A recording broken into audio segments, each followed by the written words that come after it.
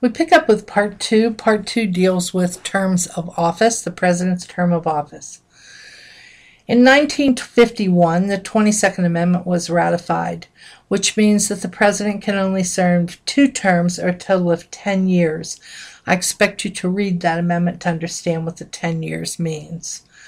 The problem is that we have to establish the legitimacy of the presidency, which means that we have to ensure public acceptance of the office and its powers and establish an orderly transfer of power from one incumbent to the next. Leaving office, a transfer of authority without force or violence, is key for every president, and that's happened in the presidential system. The first presidents were prominent men.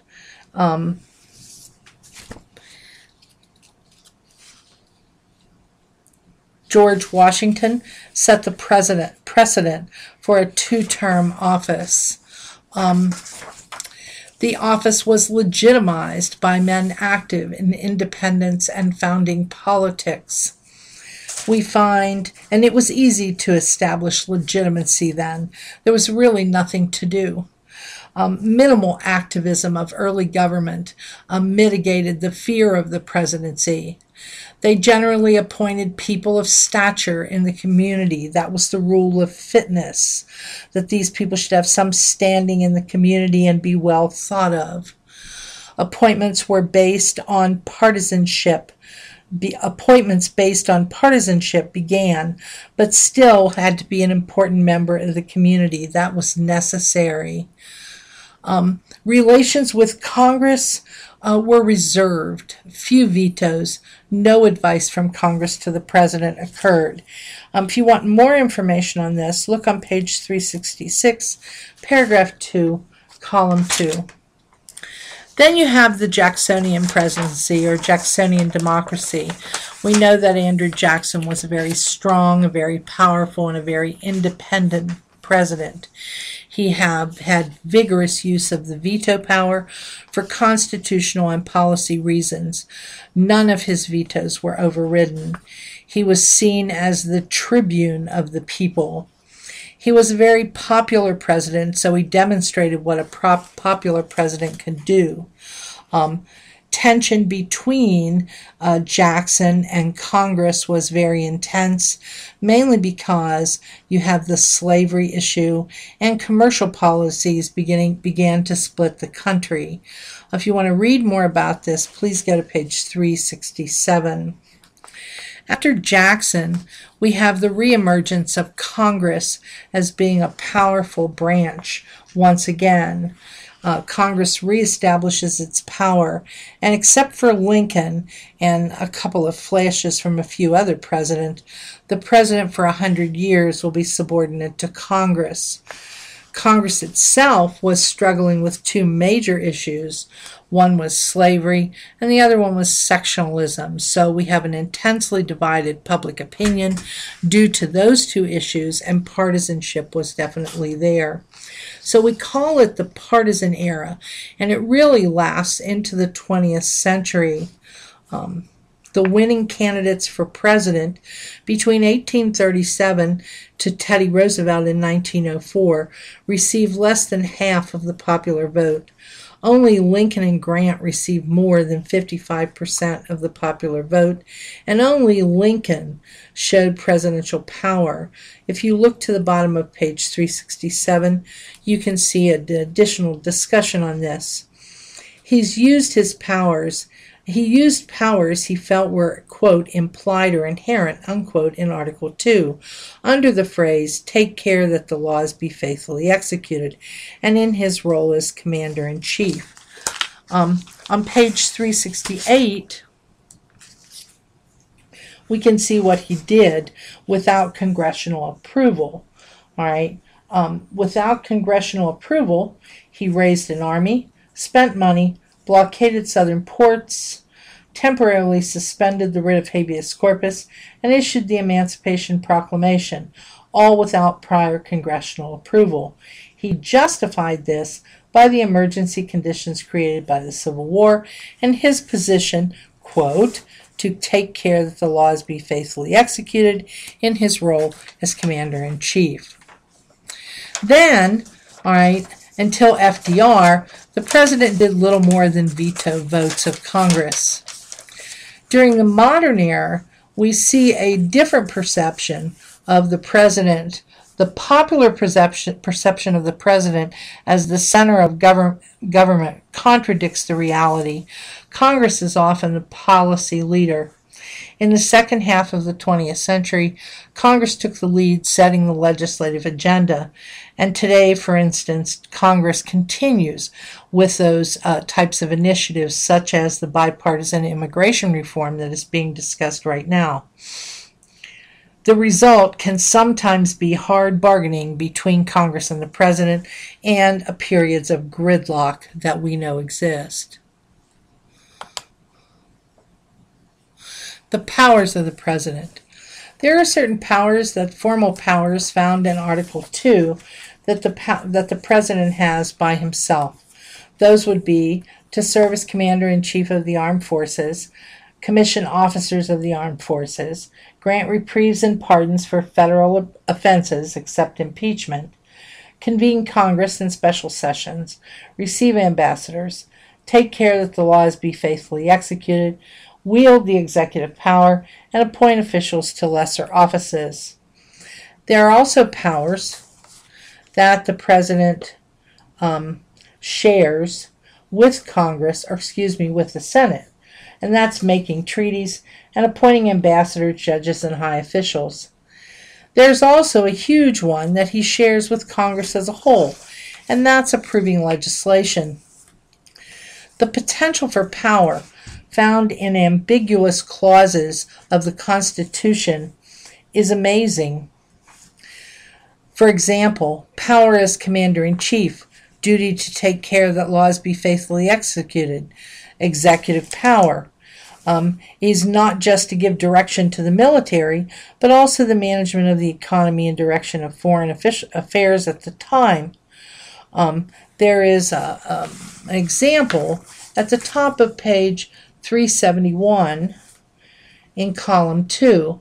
It will tell you where the president's military powers really are seen immediately upon becoming president. And I will quote, a quietly dramatic reminder of the awesome implications of the president's military powers occurs at the precise instant that a new president assumes office. A military officer carrying a locked briefcase moves from the side of the outgoing president to the side of the new one. In the briefcase are the secret codes and orders that permit the president to authorize the launching of American nuclear weapons, unquote. So the phrase, to take care that the laws be faithfully executed, is one of the most elastic phrases in the Constitution. If you want me to give you another example, I can give you one, and that's the situation in Little Rock during the integration of Little Rock High School, where President Eisenhower sent the troops in to counteract what Governor Faubus told the National Guard to do. The troops were supposed to guide the students into the school, the Little Rock Nine. The National Guard was given an order by Governor Faubus to keep them out. The greatest source of presidential power really is not in the Constitution. It's in politics and public opinion. Congress has given the president since the 1930s laws that grant broad authority to achieve some general goals. The presidents and deputies to the president to define regulations and programs that will put the laws into effect. This has contributed to the growth of the bureaucracy. The problem is people believe the presidency is the first branch of government, when in reality the presidency is not. Qualifications and benefits for the president are listed in your book on page 361. I think you can take a look at that. But the biggest issue is the expectation of presidential leadership from the general American public. The next thing we need to talk about is the White House office. The White House office, or the White House staff, all right, the introductory paragraph you need to take a look at on page 372. The White House office has grown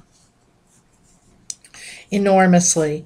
The president now has large bureaucracy of assistants, and he has difficulty controlling them.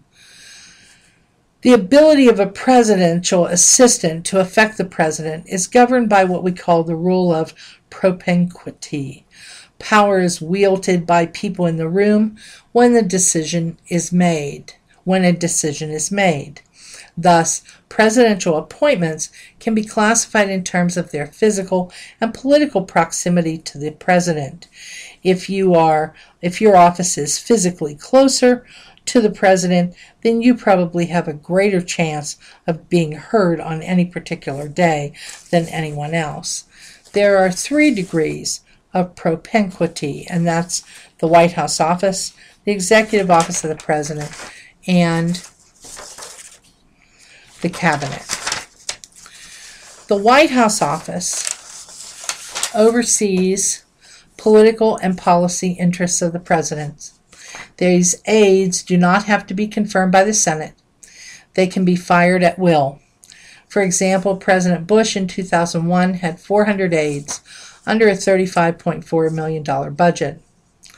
There are 3 types of structure often used in combination to compensate,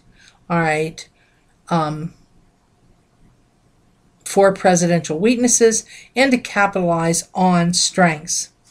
3 ways a person can organize his staff. There's the pyramid structure, the circular structure, and the ad hoc structure. The pyramid structure is how most assistants report through a hierarchy to a chief of staff who then deals with the president. The circular structure is cabinet secretaries and assistants report directly to the president. And the ad hoc structure are task forces, committees, and informal groups of advisors that deal directly with the president. There's an example in column 2, paragraph 2, on page 372 of your book. It states, and I quote, "The Clinton administration's health care planning was spearheaded not by Health and Human Services Direct Secretary, but by First Lady Hillary Clinton and a White House advisor. Likewise, its initiative to reform the federal bureaucracy, the National Performance Review, was led not by the Office of Management and Budget Director, Leon Panetta, but by an advisor to Vice President Gore, Elaine Kamarck." So keep in mind that that's the Clinton method, and it didn't work at the time, but that was the way that he did it. Sometimes the president mixes structures and methods.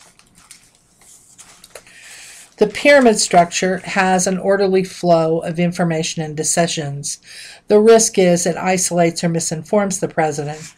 The circular structure gives the president a lot of information, but sometimes it's confusing and conflicting among cabinet secretaries and assistants. The Carter administration was really good at confusing everyone.